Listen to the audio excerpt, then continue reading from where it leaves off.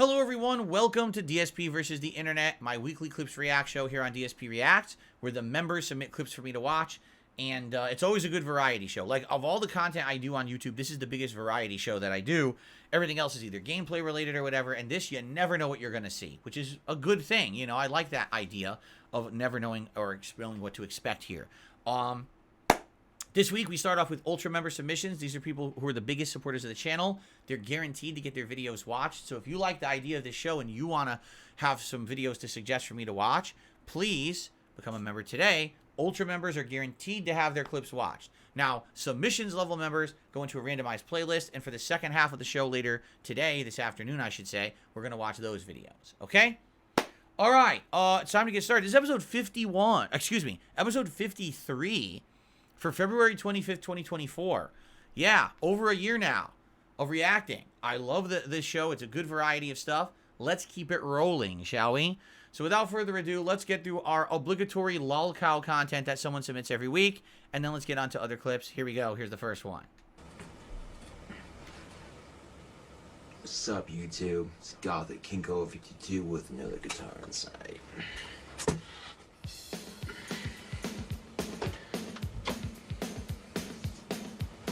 You could huff your cologne or your perfume. It'd be just as easy, and you know what? You'd actually get something out of it. You get high.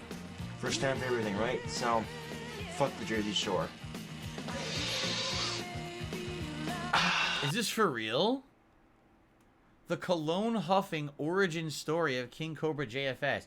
Are you saying that he started on YouTube as like a normal guy, but he started huffing cologne? And then it all went downhill from there? Is that actually what happened? Well, I didn't know that. I mean, that's a revelation. I mean, no, you should not be snuffing or snorting anything. You know what I'm saying? Like, did he destroy his brain or something? Or was he always like, you know what I'm saying? Like, I'm curious. Was he legit a normal guy just making videos on YouTube, and then he started sniffing things, and the next thing you know, he becomes this infamous YouTuber for doing weird things like eating the snail burrito, right? I wonder. Anyway, it's a bit more complicated than that. All right, again, I don't know anything about these guys. I really don't care to know about them. People just keep submitting clips about them, so I bear with it. I pause because, as you hear, it's a copywritten song. I can't really listen to more than a couple seconds of this. We're gonna get in trouble. I'm walking on sunshine. He's even singing the song. Woohoo! First time for everything, right? So he literally just kept doing this over and over the years. He just kept sniffing cologne. On camera, too. On camera. Alright, I think it's time to go to the next video. Oh. These police officers don't need a patrol car. Now hold on. This is from Free Doc Bites, so you would think, since it says Free Doc, we shouldn't have an issue with claiming. But let's find out. They are fast. They are agile.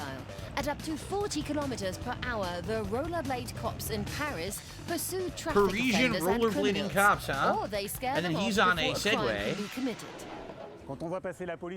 When we're around, I'm sure you won't feel like picking any pockets. It's very important for us to be seen and to be present. The mere presence of the police prevents crimes. Clearly, if I run the risk of being caught, I'll abandon my plan. Nevertheless, the whole thing will always be a cat and mouse game. Oh my god. Apollo 360 in chat says, well, you could easily just trip this guy. Wouldn't that be something if, like, every criminal in Paris just walks around with, like, a stick or, like, a big rubber band? So they just commit a crime, and as soon as these guys come, they just throw it into their legs. They go, oh! And they trip and bust their face and can't get up. 1 o'clock. At the Commissariat Paris Centre, Sebastian and Jimmy are getting ready for a very hot Grass day. is their only The weather weakness. forecast- There you go. If you commit a crime in... Oh, that's it. We're getting claimed, by the way. This video is actually getting claimed, if you can believe it. Even though it's supposed to be a free doc, it's getting claimed. So if you commit a crime in France, simply run into some grass. and you're completely safe, right? No one can ever catch you in France, or I guess I should say in Paris, as long as you head towards the foliage. Head towards the flora. All right. Yeah, free doc got claimed. I'm not even kidding. We've detected copyright and content, it says. So the free doc immediately claimed. All right, let's see what this is. How Singapore Airlines makes 50,000 in-flight meals a day. I wonder if this is going to be very similar to the one about... Every omelet served on board... Emirates. Remember we saw the video about United Arab Emirates airline or whatever it is? Is it UAE Airlines or something like that?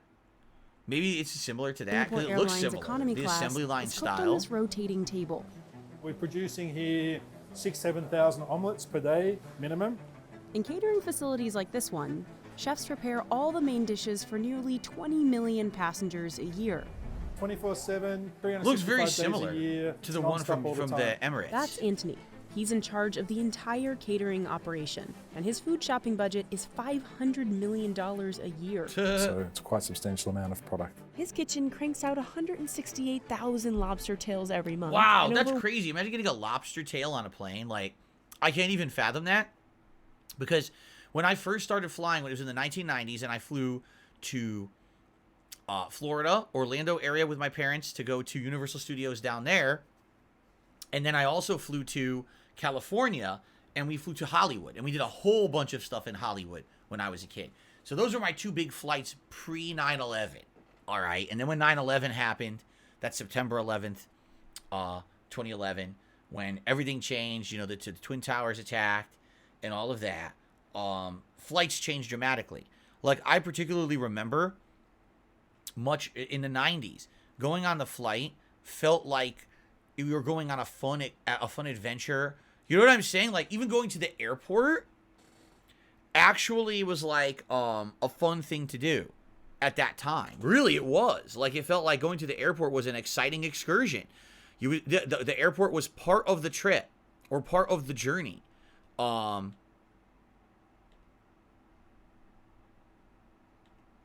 Yeah.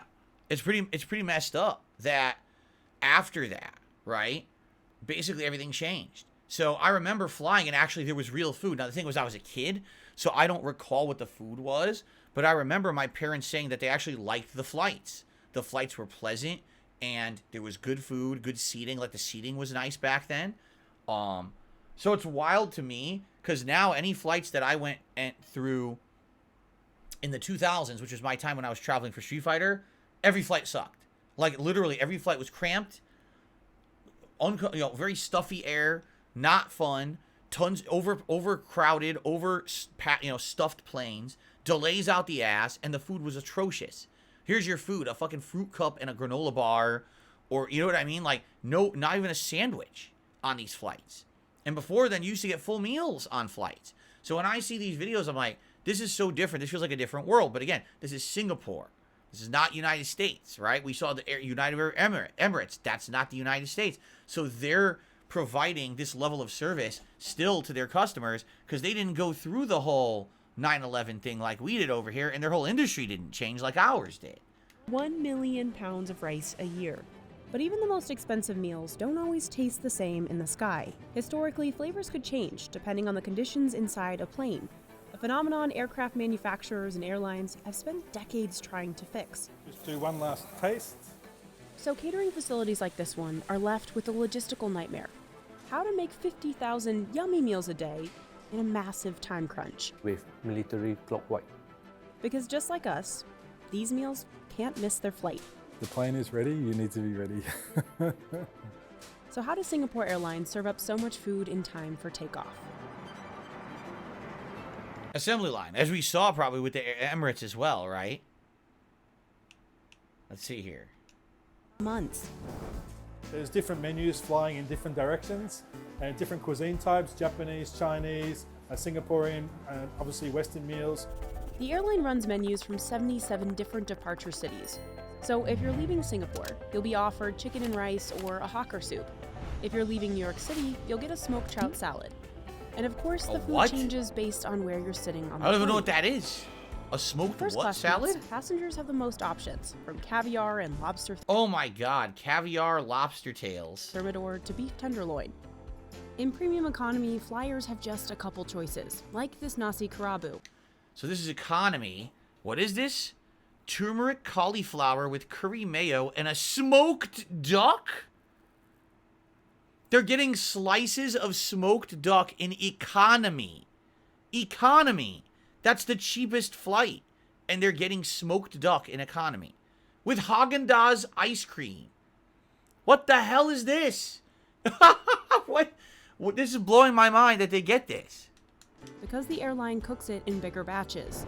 No matter the cabin, chefs try to include a protein, vegetable, starch, and a sauce Look at in this. each dish. That looks great. It's lobster tail. Before anyone can get to cooking, they need to suit up. I just want to see them doing the mass cooking. Like a pasta, we want it to be al dente. So you can see there it has a little bit of firmness, a little bit of bite. So if we break that, we still get some snap. So as it cools, the meals will continue, or the food will continue to cook until it reaches the core temperature that we need to achieve for food safety. Every tray along the way gets a tracking label. That way, if there's any issue with food sickness on a flight, the airline can trace it back to the exact batch. We also want to maintain the integrity and the color of the leaf green. So The integrity and the color of the leaf green. Do even regular restaurants care about that? Chefs' photos to show them how each dish is supposed to look. Flight attendants get a similar picture to follow for plating. Because we have around 6,500 to 7,000 cabin crew, and there's only one of me, I can't be every day at the training college during the cabin crew, so we do this for consistency. One by one, workers pile on starches, sauces, meats, and vegetables. Here's that pasta we saw cooking earlier. They each get a foil topper and then are carted into a holding Very fridge. tasty. that's Looks where good. Like a basically meat sauce. the packing team goes a little bit like a supermarket where you pick and mix. Chefs assemble the desserts in a different Man, room. this is a different world. It really is. It's a different world. You can't get this kind of stuff in the United States flights. You just can't. So that's pretty awesome. That they get like awesome food still in certain parts of the world weren't completely destroyed by things like terrorism, and they kind of moved on while we just kind of suspended and our whole airline industry crashed and hasn't really recovered, you know? All right, let's continue. What the fuck is that? Ugh. Oh, come on. Ew. What's up, you guys? It's Philip with Localish, and we're outside of Bull City Burger and Brewery, and we're gonna try the Tarantula Burger. Oh. Disgusting or a delicacy? Let's go find out.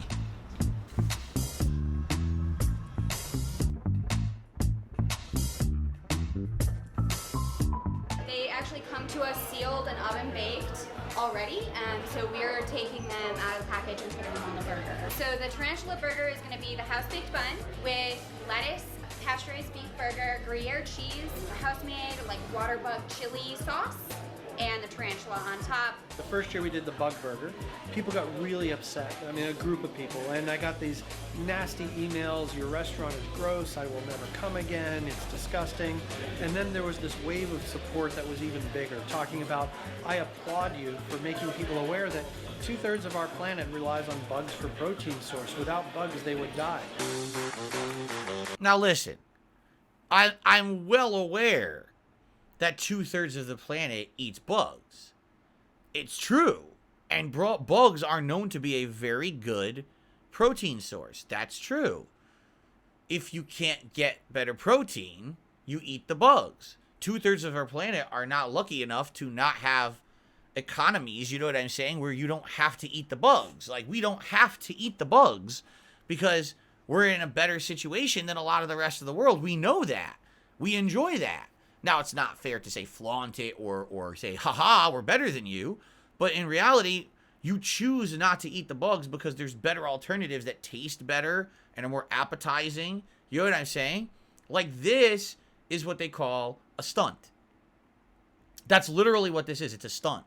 It's, oh, we're doing something in order to try to get notable word out about our restaurant. Because outside of the Tarantula Burger, do you think you ever would have heard of Bull City Burger and Brewery? Probably not. Probably would have been a successful local place, but that's about it. But now, because they have this Tarantula Burger, people are talking about it on the internet. I bet videos like this got 1,000 new people to go check it out. You know what I'm saying? So it's kind of like, it's marketing. I guess you could argue it's smart marketing, but in reality, doesn't really, you know, their point is kind of stupid. Oh, we're trying to raise awareness that bugs are a good source of protein. No, you're not. That's a lie. People already know you can eat bugs. And here in the United States, we do find that not appetizing because we can have other proteins that are more appetizing and they're very common and easy accessible. People eat bugs because they can't eat anything else. Trust me, if they could choose other things, they probably would. They just can't. So to say that is very disingenuous, I feel. I haven't eaten since 7 o'clock yesterday. I've been waiting for this burger. Let's go for it. Yeah, enjoy. Why are you eating it upside down? He ate it upside down.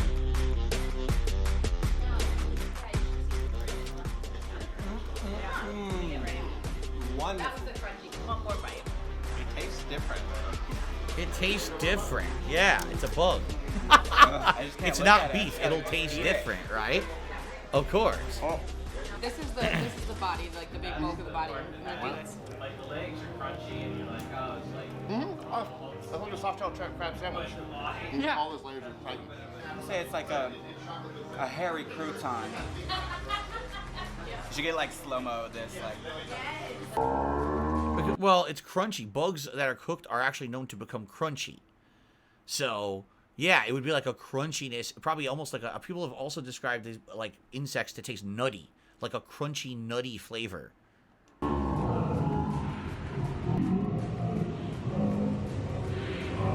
Get that t-shirt. Last bite of the tarantula burger. You got a t-shirt for eating it? Show me the empty mouth. My tarantula burger t-shirt. Why does it have the Rolling Stones logo blatantly stolen? They literally stole the Rolling Stones logo and just slapped like a clip art tarantula over it. In fact, that's not even a tarantula clip art. That's a different spider entirely, isn't it? I'm sorry. This place is a joke. Are you kidding me? They probably weren't even known. And then they started selling the tarantula burger. And so, you know, they got known for that or whatever. But they literally stole someone else's logo. Like, what the fuck? Yes, that is illegal. Of course, they probably get away with it by saying, oh, it's not the same logo because there's a spider on it, right? And so, are the Rolling Stones really going to sue some random brewery and fucking pub for that? Probably not, but that is 100% the Rolling Stones logo stolen. That is ridiculous. Amazing. Alrighty then. Okay, let's continue. That was pretty bad. Tell me another duck story. Oh. Bum, bum, bum. Oh, this is actually the direct sequel to the Duck song that we watched last year on this show. So this is the sequel to it. 15 years old. Ba-dum-ba-dum. All A right. duck walked up to a corner store, and he said to the woman running the store, "Hey, bum, Grapes? bum, bum, got any grapes?" Yummy. The woman said, "No, it's a corner store. I mean, grapes aren't really what we're known for. We've got some grape drinks." The duck said, "They kind of stink." Then he waddled away till the very next day. There we go again. How long is this one? When the duck walked Not long. up to the corner store, and he said to the woman running the store, "Hey, bum, bum, bum, got any grapes?" The woman said, "Oh, it's you again, duck. I already told you, you're out of luck. We've got some grape gum." The duck said, "I'll take none." I'll take then none. He waddled away, waddle, waddle. Then he waddled away, Waddle, waddle. waddle. Then he waddled away, waddle, waddle, till the very next day. Bum, bum, bum, bum, bum, bum, when the duck walked up to the corner store, and he said to the woman running the store, "Hey, bum, bum, bum, got any grapes?" The woman said, "Look, I'm trying not to shout, but please either buy something or get out. We don't sell fruit." The duck said, "I'm kinda cute." Then he waddled away, waddle, waddle. Then he waddled away, Waddle, waddle, waddle. waddle, waddle. Then he waddled It is away, catchy. waddle, waddle, till the very next day. Bum, bum, It's bum, bum, catchy, bum, but bum. it's funny too because the duck is so annoying. When the duck walked up to the corner store, and he said to the woman running the store, "Hey, bum, bum, bum, got any grapes?" The woman said, "That's it. The next time you ask for grapes, I'm gonna tape you to the wall with this duct tape. Do I make myself clear?" The duck said, "Yes, dear." Then he waddled away, waddle, waddle. Then he waddled away, waddle, waddle, waddle. Then he waddled away, waddle, waddle. Till the very next All day. right. Bum, bum, bum, bum, bum, ba-dum. When the duck walked up to the corner store, and he said to the woman running the store, "Hey, bum, bum, bum, got any grape chapstick?" "What? Oh. Got any grape chapstick?" "Actually, we do. But you don't have any money, do you? Do you think you could? Do you think you could? Do you think you could? Put it on my bill." Then he waddled away. No, that was good. No, that was legit good. He built it up and then he made a cheesy pun and he ran away. Oh my god. All right. Well, there you go. All right, I actually like that one. All right. Apparently this was a trilogy of songs, although he made that Christmas special we saw too, right? We saw the Christmas one around Christmas. All right. Let's keep going. This is one I actually want to watch. Here we go. Yes, if you can believe it, Epic Mickey is about to return as a cross-platform game. To make this completely clear, when Epic Mickey was released over a decade ago, it was a Wii exclusive. It ran horribly on the Wii, but it was heavily advertised, heavily marketed, and everyone bought it as a holiday game for their kids. However, the game stunk because it ran like shit. It played well, like the gameplay elements were good and the story was good, but the game laughably ran awfully. It was insanely low frame rate, chugging along. It crashed. It had problems. I bought it, played it, and I infamously ripped this game a new butthole when it came out because it played so horribly. So now here we are, some 15 years later, they are re-releasing it for modern consoles. Here we go. A long time ago, on a very peculiar day, my mirror lured someone out of his bed. It's just crazy seeing this now. Because, you know, 15 years ago, they used the same cutscenes and everything, but they didn't look nearly as good. Now it's just crazy how good it looks. To my workshop. I do not know if the mirror was being mischievous or malicious. The Mirror World. Perhaps it knew that the curious intruder had a role to play in my project.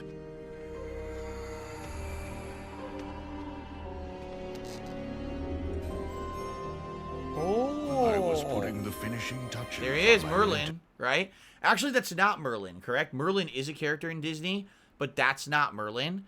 That's a different wizard from Fantasia, and I forgot his name. He has a completely different name. This creation. A world for things that have been forgotten.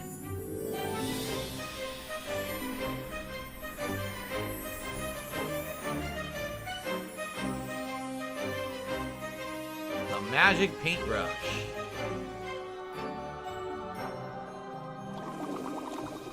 Satisfied And then with my paint progress, thinner. The green is the I paint put the thinner. magic brush down and retired to my chambers.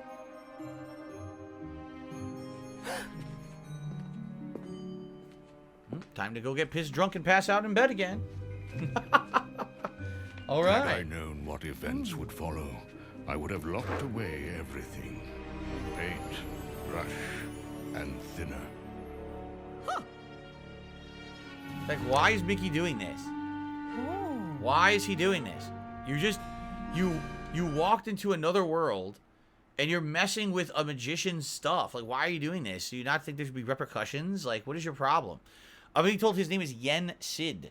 Okay, I guess this magician's name is Yen Sid instead of Merlin. Merlin is in, like, Sword in the Stone and a few other things.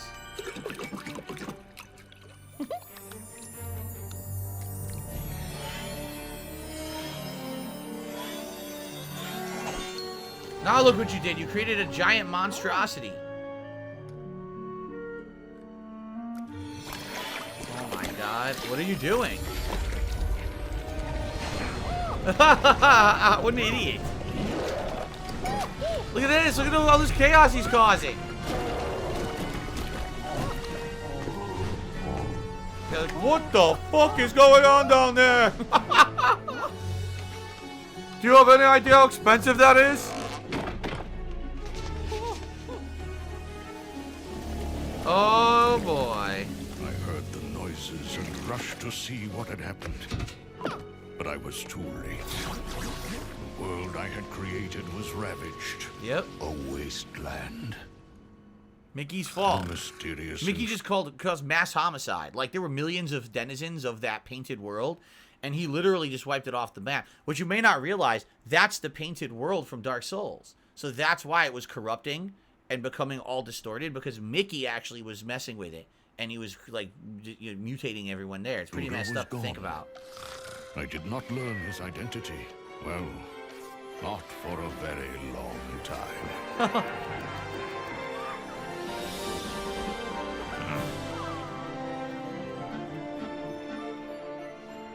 So many, many years later, Mickey is now world famous.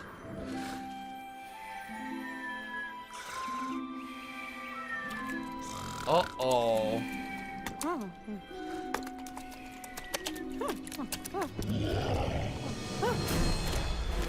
Uh-oh.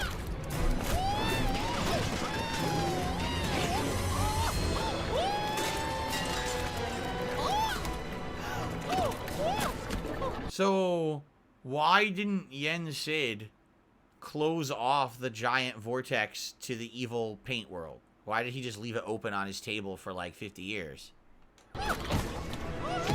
Like, if you had a gaping portal to like a demon world in your house, wouldn't you do something like at least like put some wood over it or something? A warning, do not approach. You know, lock a door near it.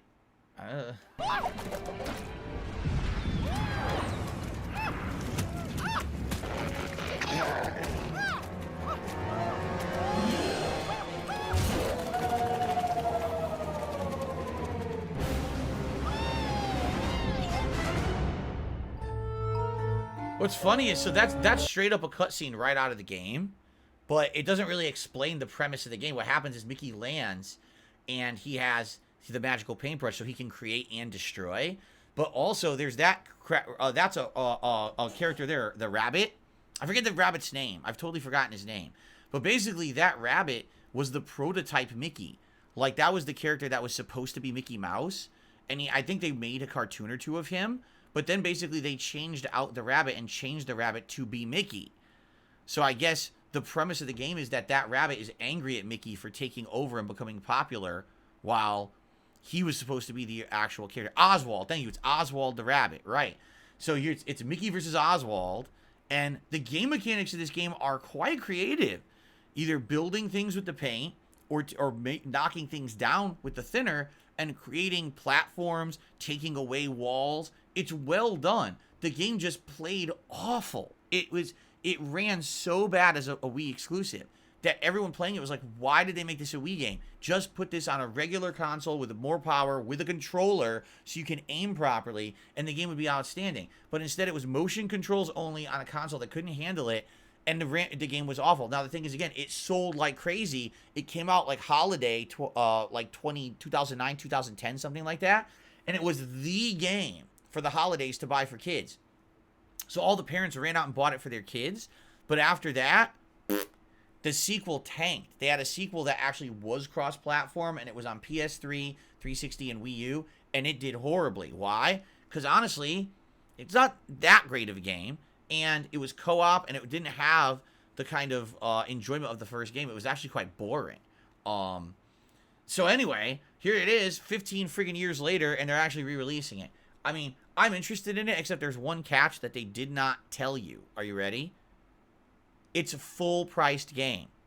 They're selling this as if it's a brand new game when it's not. It's basically the same exact game from the Wii, now ported for modern consoles with modern graphics and modern controls, but they're charging full retail price, $60 for it. Are you going to pay $60 for a 15-year-old game? I don't know. Anyway, all right. Well, thank you for watching the first part of DSP versus the Internet, episode 53. I will see you in part 2 for more of the Ultra Member submissions. Thanks for watching, and see you then.